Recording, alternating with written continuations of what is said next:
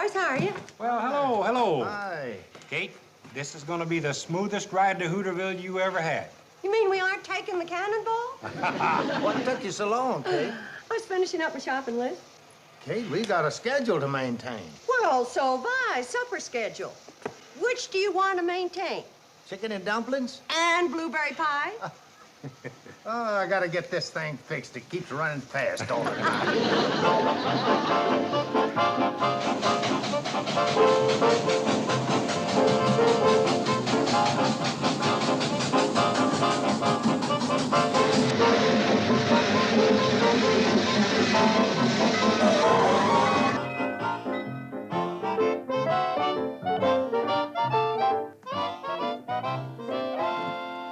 Charlie, you were right. That was a smooth ride. Like sailing on a pink cloud. Well, thanks for the kind words, Kate. You figure to get your shopping done by the time we get this pink cloud turned around? Well, I should say. I can't wait to get aboard. Hey, look.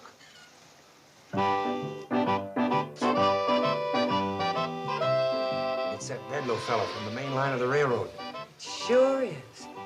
And that can mean only one thing. Trouble. Come on. Morning, Mr. Bedloe. Oh, good morning, Mrs. Bradley. Lovely morning, isn't it? Dandy. What brings you to Hooterville, Mr. Bedloe? Nothing wrong, I hope. Wrong? What could be wrong? Nothing could be more right. Mr. Bedloe, I hate to say this. It sounds like you'd thought up another way to scrap the Cannonball. Scrap the Cannonball? Why, I wouldn't think of scrapping that lovely little train. Oh, you really mean that? Unequivocally, Mrs. Bradley. Oh, I'll admit in the past, I've wanted to derail it, junk it, melt it down for paperweights, get rid of it any way that I could. But not anymore. Those days are completely forgotten. Sure enough. In my effort to shut down this branch line, I have suffered humiliation and embarrassment, and my standing as vice president of the C&FW Railroad has been in jeopardy time and again. But those days are also forgotten. Well, Mr. Bedloe, that's great news. It sure is. But getting back to what I asked you a while ago, what brings you to Hooterville? Oh, well, I'm meeting Mr. Philip Waterhouse here. He's a retired railroad tycoon. His hobby is old trains. He plays with them in his 1,000-acre backyard in California. He plays with trains? You mean that... Precisely, Mrs. Bradley. I am selling him the Hooterville Cannonball. Oh, no, Mr. Bedloe, you can't. Oh, but I can, Mrs. Bradley. Mr. Waterhouse is going to pay a small fortune for it. Turns out that the Hooterville Cannonball is an 1891 Rogers, the last one of its kind left in the world. And do you know who turned up this little fact? You know what you are, Mr. Bedloe? Yes, a heel, a fink, a no-good stinker, a dirty rat. Take your pick. I think Dirty Rat fits you best. Mr. Bedloe, the people in this community can't get along without the Cannonball. You know that. That's true, Mrs. Bradley, but this is progress. Something you've held up for years. Why don't we talk about this over a nice hot meal at my place? Oh, no, you don't, Mrs. Bradley. You've tricked me for the last time. That train is finished. You're finished. Everybody's finished. Who is Mr. Bedloe? Certainly not me. I'm Bedloe. I'm Mr. Cassidy, Mr. Waterhouse's secretary. Oh, how do you do, Mr. Waterhouse? I'm Homer Bedloe. Mr. Waterhouse says, how do you do? Well, why are we wasting time? I could be having my breakfast. Yes, sir. Now,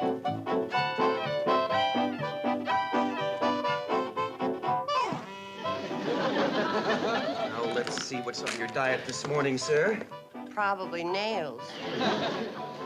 Dried figs, sir.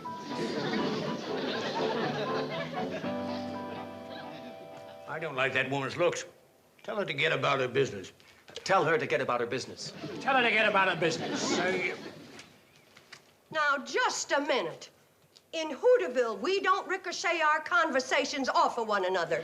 We take direct aim at the person we're talking to. Besides, anything that happens to the Cannonball happens to be our business. What are they yammering about? Don't worry about them. Don't worry about them. Who's worrying? Who's worried? I am. I think we could save some time if Mr. Waterhouse would sign this purchase order right now. Mr. Waterhouse does not buy pigs and pokes. He'll sign the order when he's certain that the engine is a genuine 1891 Rogers. And after he's had a trial run to check the condition of the train. Fine, fine. I'm sure that Mr. Waterhouse will take into consideration that the train is old, and old trains, like old people, are bound to be a little creaky. Oh, no offense intended. This'll be the one day I got the Cannonball running smooth as silk. Well, Charlie, you gotta make a sow's ear out of a silk train. Mr. Waterhouse is ready for the trial run. Smoot, Pat, we're taking her out on a trial run. Well, Charlie, I guess you'll be dropping me off at the Shady Rest for the last time. I reckon so, Kate. I'll dust off the seat in the coach for you and Mr. Waterhouse. It's a good thing Mr. Waterhouse has Mr. Bedloe along to point out the features of the Cannonball. Yeah, when it comes to trains, it takes an experienced man like Mr. Bedloe to know the score.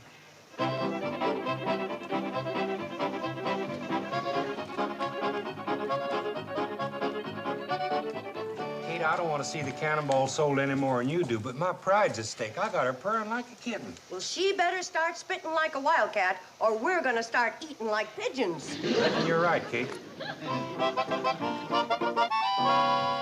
I've got the seat all cleaned off for you, Mr. Waterhouse, all set to get aboard. Mr. Bedloe, I don't see why you feel it's necessary to come along to point out the features of this train to Mr. Waterhouse. Features? What features? Mr. Waterhouse has been a railroad man for 50 years. 51.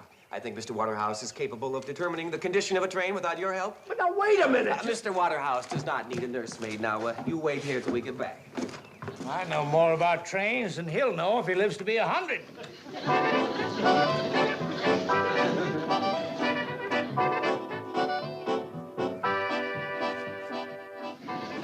Must we sit here? It's the most comfortable seat in the car, sir. The only one I can guarantee the springs won't pop out.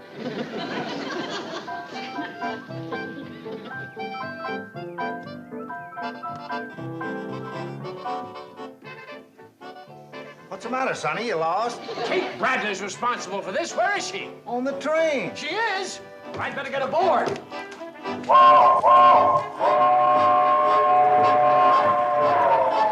Mr. Waterhouse, she'll trick you. Wait!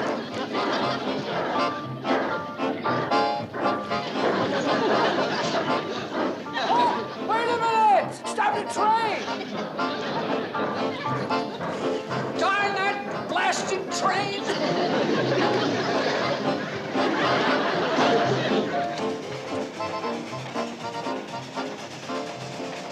What is that woman doing?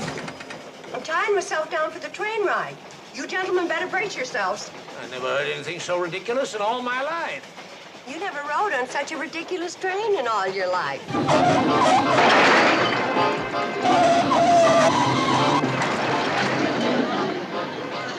Can't say I didn't warn you.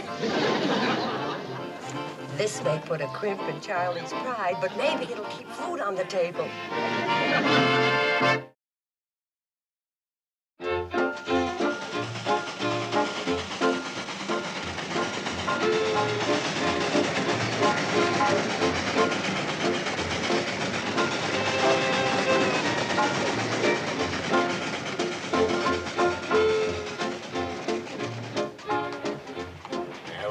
How long are we gonna wait? You made a suggestion a few miles back that Mr. Waterhouse thought was a good one. Thank you, sir. I thought it was a good one, too. You said you would signal the engineer to stop the train so Mr. Waterhouse could see how the brakes worked. I sure did say that. Well, what is the matter with that engineer? Is he asleep? Give him the signal again. He got the signal the first time. The brakes are on now. We skid pretty smooth, don't we? Those brakes will take a hold just like that as soon as we hit the upgrade across the creek. Are you keeping a list of all these defects? I certainly am, sir. Do you hear what I hear? What is it, Kate? Listen. I think the Cannonball's trying to tell us something. By golly, Kate, you're right. Trying to tell you what? That another one of the wheels is out of whack. You see, Charlie heard it too. And by some miracle, he's managing to stop the train. We're lucky she's pulling up lame right at the Shady Rest. Well, I declare, what a fortunate coincidence.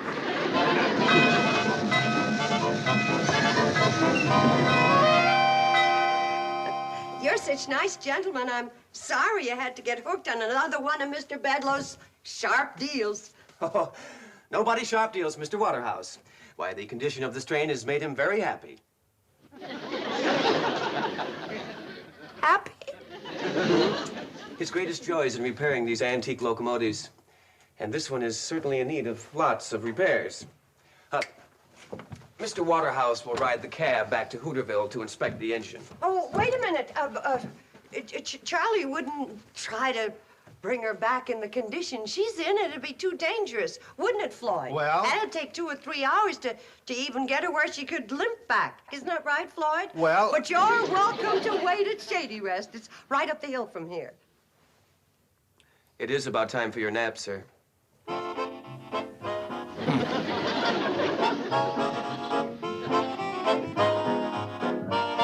That was a close one. I nearly lost him. Now then, you and Charlie sneak off on your run to Pixley and back. I gotta have time to pierce that man's meanness. You'll need an elephant gun to get through that hide. I got a hunch about that old saying. They're no bad millionaires, just bad stomachs. Uncle Joe, get up. The train's in. Looks like Mom brought back a couple of guests. Come on, Uncle Joe. Just 5 minutes more, Mom. I promise to get to school on time. Oh, stop kidding, Uncle Joe. We have guests, honest. Well, well. Yeah, well, there we are. Now, we can't exactly make you feel at home, but we can make you comfortable. Do you expect me to stay in this broken-down shack? What is that again, mister? Well, it isn't exactly a palace, but as they say, any port in a storm. Just a minute, Kate. We ain't so hard up you have to humble yourself. Uncle Joe, please. Don't just Uncle Joe please me. I ain't standing by and seeing you insulted by a couple of cheap salesmen with just one itty-bitty sample case between them. This happens to be an attaché case. I don't care if you're selling attachés or electric guitars. Just be sure your broken-down partner here keeps a civil tongue in his head. Tell him to shut up. Please, gentlemen, if you would just step inside. Like she says, sir, any port in a storm. Just a minute, buddy. I ain't heard you apologize to the young lady. You realize you were talking to Mr. Philip Waterhouse and his secretary? Kate, after all I've taught you about spotting phonies, who ever heard of a man secretary? Lots of millionaires have men secretaries. Sure, millionaire. Mr. Waterhouse is here to buy the Cannonball. It's an antique. Let me handle it, Kate. I'll get us a good price for the train. No, we can't sell something we don't own. Kate, we got a house full of antiques. Millionaires don't just stand around window shopping, they buy. But we don't want to sell anything. We just want to save the Cannonball. Okay, we'll save that to the last. Mr. Waterridge.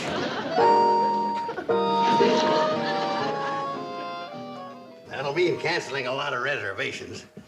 But I can let you have the whole second floor, Mr. Waterridge. Mr. Waterhouse would like a room where he can take a short nap and wash up. Your wash is my command. It's a little joke I thought you might enjoy. Tell him we don't. We don't. After you get your 40 winks, I'll show you our stock of antiques.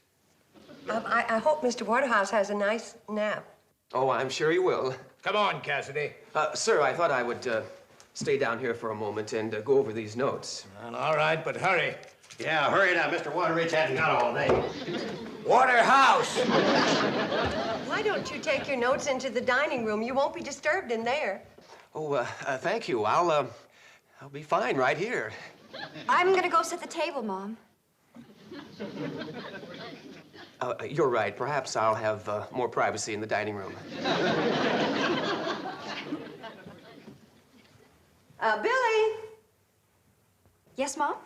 You're disturbing Mr. Cassidy. I know, but isn't it exciting? And he acts like a college man.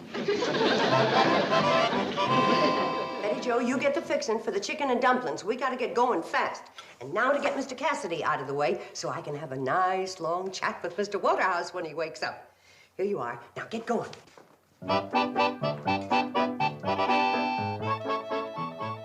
Hi. Hi. Where are you going? To borrow a cup of sugar from a neighbor. Could I walk along with you? Well, I guess it'll be all right.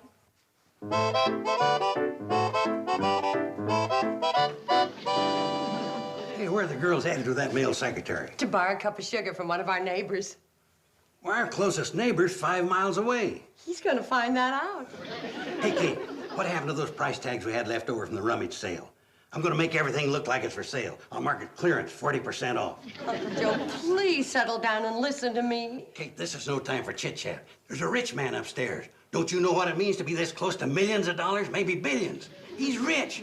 Well, with all the genuine antiques we got around here, he needs us worse than we need him. Cassidy! Coming, Mr. Waterrich. He wants Cassidy. Who's Cassidy? His secretary. I'll go fetch him. Kate, you can't keep millionaires waiting. Cassidy! Uncle Joe, please find Mr. Cassidy. Mr. Waterhouse wants him. Well, he just went. Please hurry, Uncle Joe. Mr. Waterhouse, the poor old thing, is helpless without his secretary. Helpless, am I?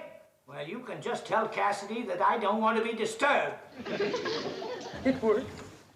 Now, if I just have time to fix the chicken and dumplings, I'll be able to tame that lion. I never saw a lion. Your chicken couldn't turn into a lamb. Lion, chicken, lamb. That's pretty good, Betty Jo. And I'm only a teenager.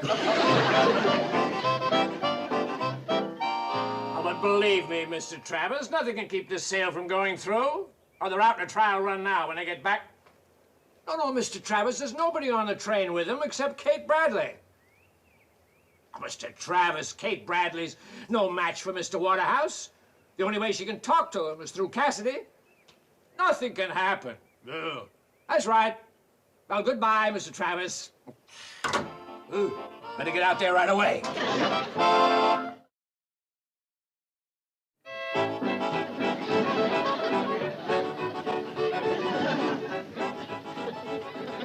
Where's my secretary, Cassidy? Oh, he went for a walk, Mr. Waterrich. House! Yeah, he went out of the house for a walk. Well, what am I supposed to do until he gets back? Well, you like antiques? Why don't you just browse around, see if you can find yourself a few bargains? You know how old this elevator is? 1822, figure it out. 1822. Well, that's remarkable. Remarkable is hardly the name for it. The word is old, antique. No, the word is remarkable. 1822. Yeah, remarkable, ain't it? Yes, especially since the elevator wasn't invented until 1852. Which proves my point. Don't sit down there and break into 1,000 pieces. Hey, sure glad I wasn't sitting there when the Indian arrow hit. Remarkable, ain't it? Who was that? Oh, that's Phoebe, my minor bird. Sometimes I keep her in the elevator. Remarkable, remarkable. I've got to get out of this madhouse. Where's your phone? Phone? Oh, I get it. You're a sharp trader. You know a bargain when you see one. What are you talking about? Now, let's just lay our cards on the table. You want the phone, we'll make you a price. Hello. Operator. Operator. Now, let's stop playing games. Now, you know a phone that old wouldn't work. It worked once, though. There was only 5 words spoken into it. Quick, Watson, I need you. Cassidy, Cassidy. Can't you put a muzzle on that minor bird? Yeah, gladly, but it'd be muzzling the beak of a 95-year-old minor bird. Cassidy, Cassidy. Oh.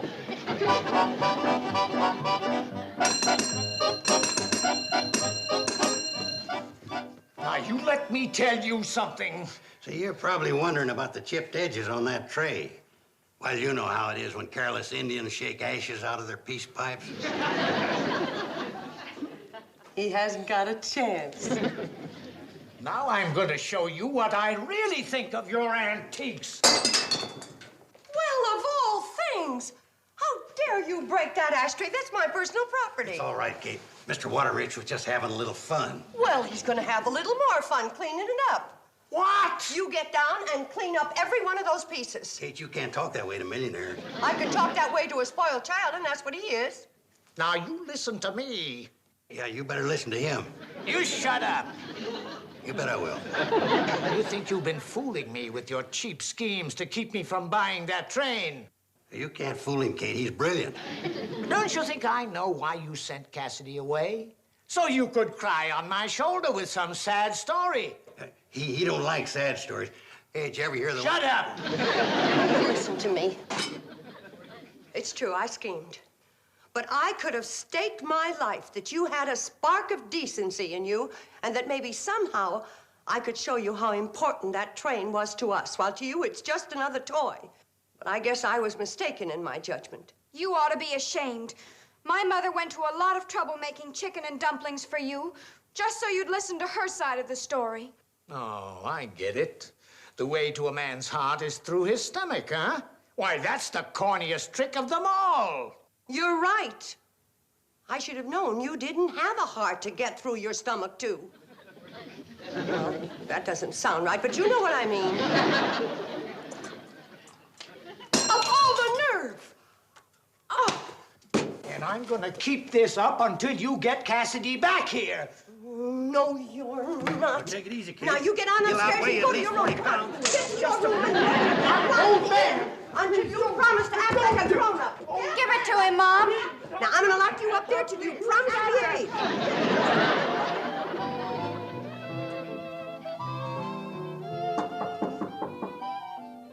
Who is it? It's me, Kate Bradley. Well, open that door and make it snappy.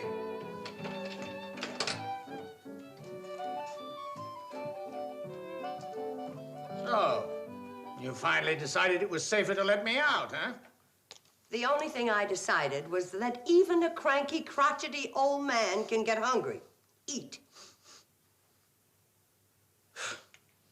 I wouldn't eat your cooking if I was starving. Now, you eat everything on that plate to the last morsel, or so help me. I'm gonna turn you over my knee and spank the daylights out of you.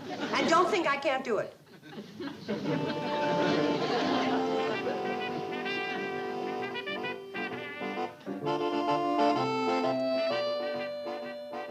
Well, you want to stand there and watch me?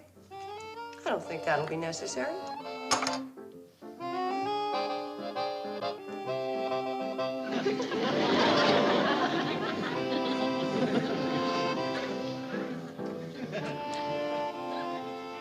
When you're finished eating, you'll find the price of the plate marked on the bottom.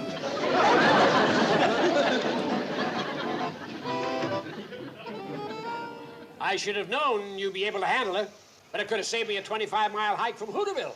Tell him to shut up. I'm thinking. Shut up, he's thinking. I heard. Does this mean we'll have to move? We'll talk about it later, honey. You know I'm a good mind to give him back that $50 he gave me for that stuff he broke. Uncle Joe, did you take money from him? If Mr. Waterhouse will sign these papers, we can all go back on his train.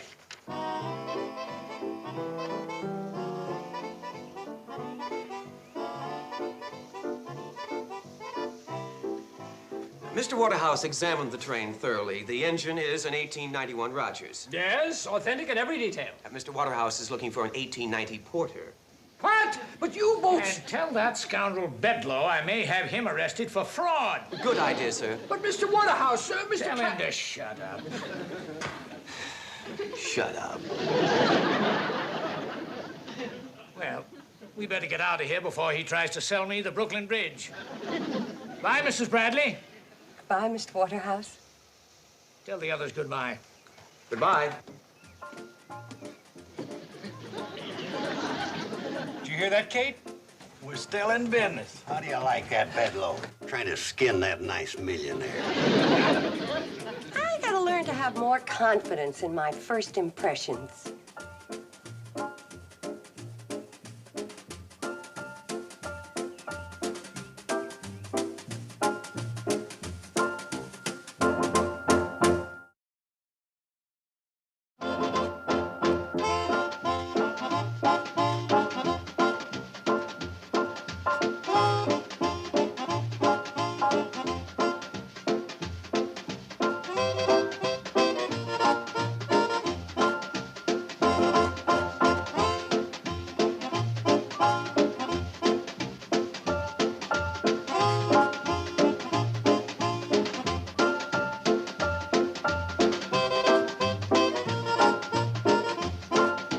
Petticoat Junction. This has been a Filmways presentation.